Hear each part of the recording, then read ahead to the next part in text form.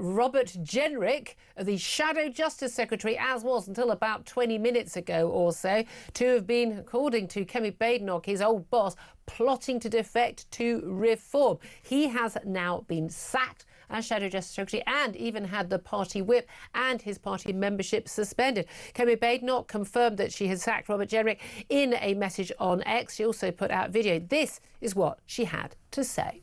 This morning, I removed the Conservative whip from Robert Jenrick after dismissing him from the Shadow Cabinet. I was very sorry to be presented with clear, irrefutable evidence, not just that he was preparing to defect, but he was planning to do so in the most damaging way possible to the Conservative Party and his Shadow Cabinet colleagues.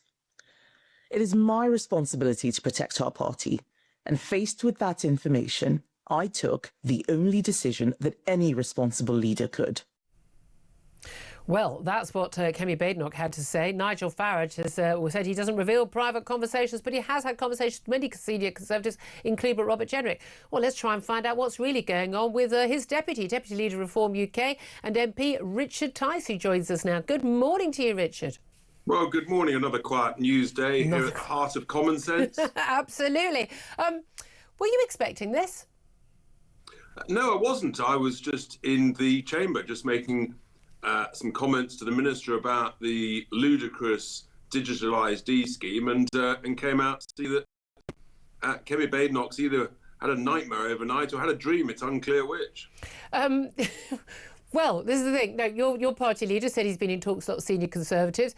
We've had numerous senior Conservatives, as was, coming over to your party. The latest being Nadhim Zahawi, had Nadine Dorries, of course. It's a big difference, though, isn't there, between a former MP who'd been at the heart of the last government, the last cabinet, and a leading member of the current Conservative shadow cabinet, probably one of the most sort of, known and sort of, prolific on social media and in the media members of her shadow cabinet, Robert Jenrick, in talks about coming over to your party. Were you aware of that conversation taking place? Well, I think you're just getting a little bit ahead of yourself. But look, obviously, in and around the chamber, everyone's very civil to each other. We pass the time of the day, we chat, and it's all very courteous and professional across all parties, as you would hope and expect. We never reveal sort of private conversations or give a running commentary. So that's yes. But people who believe in our values and our principles, and of course who pass our strict vetting requirements, are then welcome into the party. So let's. I've no idea. I think everyone was working on the assumption that Kemi Badenoch would have a nightmare on May the 7th in the local elections, and there would be a leadership contest in the Tory party immediately afterwards that Robert Jenrick would presumably have been a part of. So do you think this is a bit of plotting that has actually backfired horribly on Robert Jenrick, and he could have been in a few months' time the Conservative Party leader? I genuinely have no idea what's gone on here. Well, can I just clarify? You're the deputy leader of your party, and Nigel Farage has said he has had private conversations with a number of senior Conservatives. I don't think we're talking... He said, had we signed and sealed a deal? No. I don't think we're talking about a, hello, Robert, as you pass him after PMQs. There've clearly been conversations at the highest levels. Are you saying that you were not aware that Nigel Farage was having conversations with the Shadow Justice Secretary about him defecting to your party? Are you out of the loop, Richard?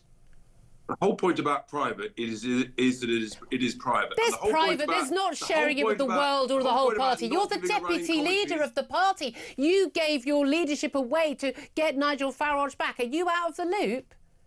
The whole point about not giving a running commentary is exactly that. So you did know? What I'm delighted to confirm is that I've had no discussions with Mr Jenrick about this, but look, you're aware of conversations taking place. Who knows what is in his mind? He's always very civil and very courteous and very smiley in and around the chamber. And of course, we occasionally talk about the madness of Labour policy and what's working and what isn't working, and that you would expect, frankly, from people of the common sense Conservative with a small C view of the world. Isn't it the case that actually Robert Jenrick leadership you might have regarded as more of a threat? to reform? The leadership of the Conservative Party? No, there's no threat from the Conservatives to reform whatsoever. When you've got a toxic brand, it doesn't matter who is leading it. It is toxic. The brand is done. It's over. It's not going to be a national party on May the 8th because it'll have almost no representation in Wales, none in Scotland.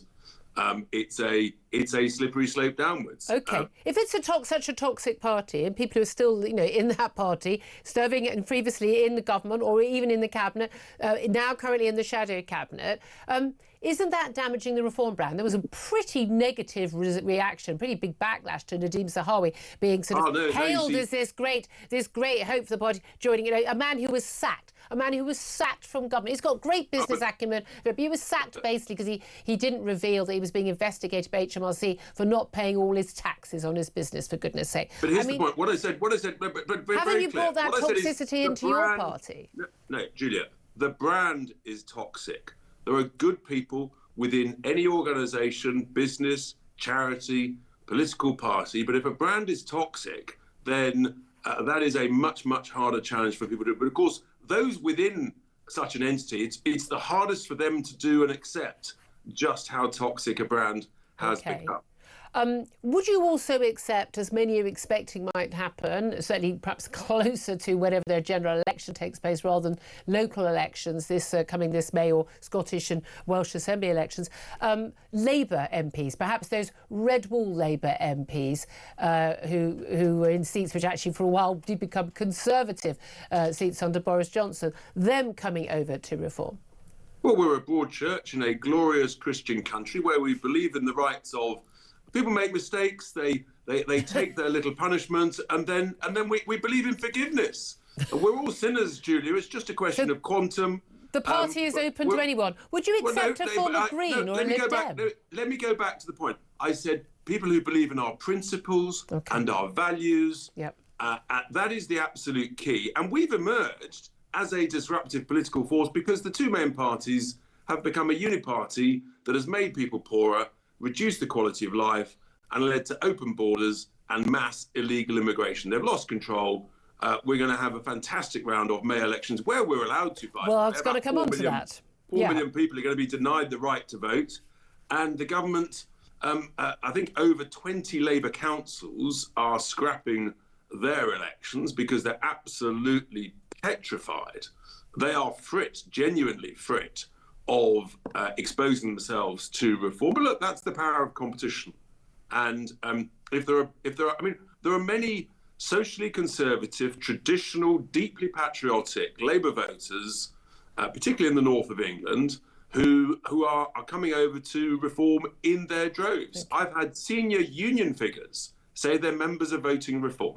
Yeah, very interesting. But coming back to the local elections, almost 4 million people losing out in elections, some councils which are being rearranged, the district councils, all this big restructuring we're told is going to help us in the future, they're going to be in office for 7 years. Now, even the Electoral Commission, along with pretty much every other party, has criticised Labour for doing this. Some Tory councillors are agreeing to delay those elections. Mostly it is Labour councils. Is there any way this can actually be stopped? Because, of course, the provisions in the Act in 2000, which allowed governments to delay elections, was about extreme circumstances such as being at war or even in a pandemic, and even then, big question marks about the stalling of the local elections in the pandemic, given that America managed to hold an entire presidential election in that same year during a lockdown. Is there any way this can be challenged legally? Well, that's why we have said that we're going to try a judicial review of this process. Lawyers are instructed. They're beavering away as we speak, Julia.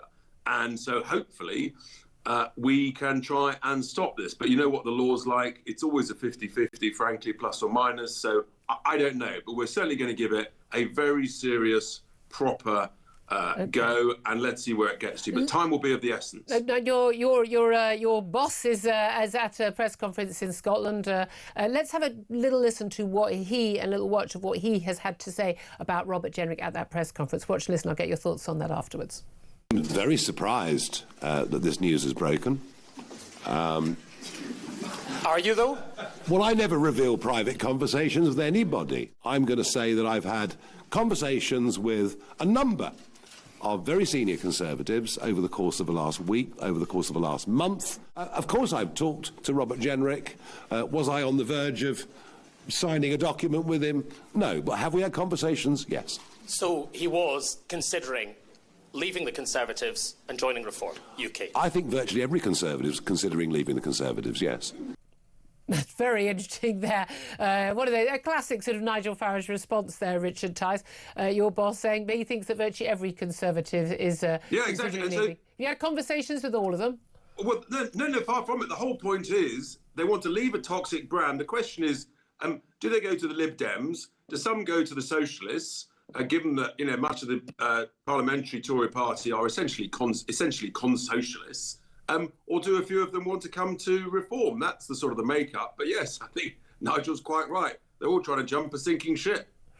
Absolutely fascinating. Can I just ask you just finally, I wanted to get to this before we had this breaking news, in terms of a third of students apparently have been polled, say that Reform should be banned from universities, from speaking, from appearing, from organising societies at British universities. What do you say to that? I'm appalled, shocked, but not surprised. I saw it in York University when a Reform branch was going to be set up. There were applications by other societies to the student union at York University to prevent it. I went to the first launch event. We had to have police, we had to have major security, absolutely appalling. But they're doing a great job, and it's a very simple way to deal with this. The government should say to universities, if you don't allow political parties to have branches, you lose all of your research funding.